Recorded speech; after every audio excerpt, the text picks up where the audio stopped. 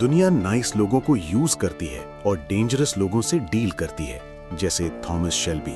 Survive करना है या रूल करना है? आज के 5 रूल्स तुम्हारी पोजीशन चेंज कर सकते हैं। तीसरा सबसे डेंजरस है, लास्ट तक रहना। लोगों से नजरें मत चुराओ, आंखों में देखकर बात करो।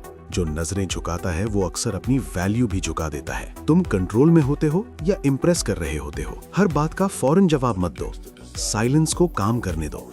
पावर जल्दी नहीं करती, डिसाइड करती है। तुम रिएक्ट करते हो या डिसाइड? तीसरा रूल, अपनी वीकनेस हर किसी को मत दिखाओ। हर हाथ सेफ नहीं होता। जो तुम्हारी कहानी सुनता है जरूरी नहीं तुम्हारा हो। कम बोलो, धीरे बोलो, मगर जब बोलो लोग चुप हो जाएं। प्रेजेंस वॉल्यूम से नहीं, कंट्रोल से आती है। इमोशंस कंट्रोल करो।